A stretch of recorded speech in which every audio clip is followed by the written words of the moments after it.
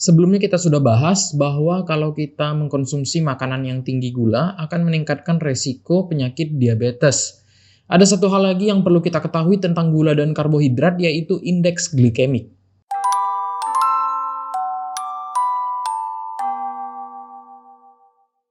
Indeks glikemik adalah angka yang menyatakan seberapa besar kandungan karbohidrat di dalam suatu makanan akan meningkatkan kadar gula di dalam tubuh. Semakin besar angkanya, maka semakin tinggi juga kadar gula di dalam tubuh akan meningkat setelah mengkonsumsi makanan tersebut. Berikut adalah beberapa contoh nilai indeks glikemik yang ada pada makanan. Angka indeks glikemik makanan ini dokter rangkum dari beberapa sumber.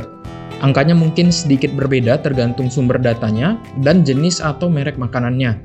Namun secara umum biasanya jenis-jenis makanan ini dapat dikelompokkan menjadi 3 kelompok, yaitu indeks glikemik tinggi, sedang, dan rendah berdasarkan nilai indeks glikemiknya. Dapat kita lihat bahwa makanan seperti sereal sarapan dan kue bisa memiliki indeks glikemik yang berbeda tergantung isi makanannya, terutama kandungan gulanya dan apakah berasal dari bahan yang whole grain atau tidak. Nasi putih dan roti gandum putih adalah bahan makanan yang sudah diproses atau refined. Ada bagian yang dihilangkan, sehingga umumnya mengandung karbohidrat tinggi dan memiliki indeks glikemik yang tinggi. Versi lebih alaminya, yaitu brown rice atau roti gandum whole grain, mengandung lebih banyak serat, sehingga memiliki indeks glikemik yang cenderung lebih rendah. Sayur-sayuran, buah-buahan, dan kacang-kacangan umumnya tergolong dalam indeks glikemik rendah dan sedang. Sedangkan makanan gorengan dan makanan ultra-processed umumnya memiliki indeks glikemik sedang hingga tinggi. Penelitian menunjukkan bahwa mungkin bukan kadar karbohidrat yang perlu dibatasi, tapi terutama adalah kualitas sumber karbohidratnya, yang bisa dilihat dari indeks glikemiknya.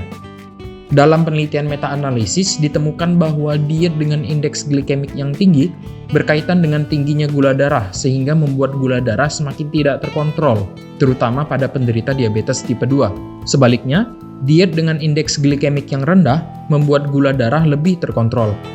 Secara tidak langsung, hal ini mempengaruhi kondisi diabetes yang adalah faktor risiko dari penyakit jantung dan stroke. Selain itu, dalam penelitian kohort skala besar bernama Pure Study, peneliti menemukan bahwa angka penyakit jantung dan stroke serta tingkat kematian lebih tinggi pada kelompok yang dietnya berisi makanan dengan indeks glikemik yang tinggi dibandingkan kelompok dengan diet indeks glikemik rendah.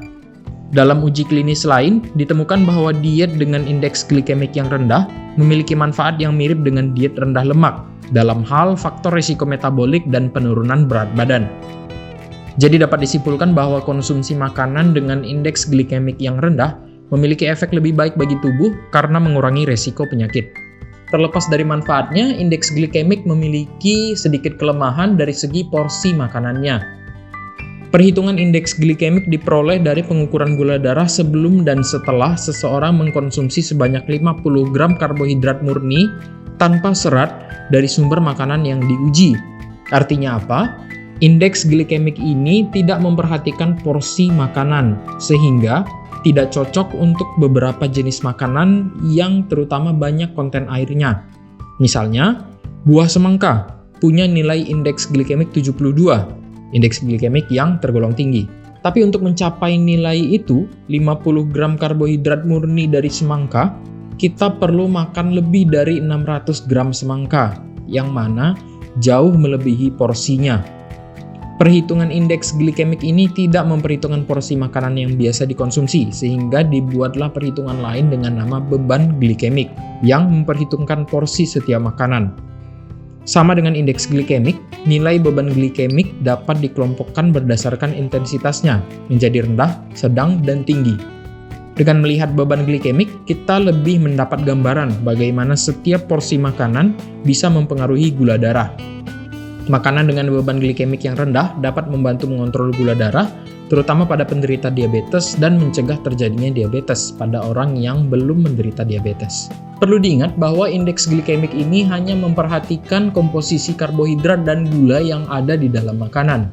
Jadi tidak bisa digunakan sendiri, melainkan kita harus lihat juga komposisi lainnya, seperti lemak dan garam, yang sudah kita bahas di video sebelumnya.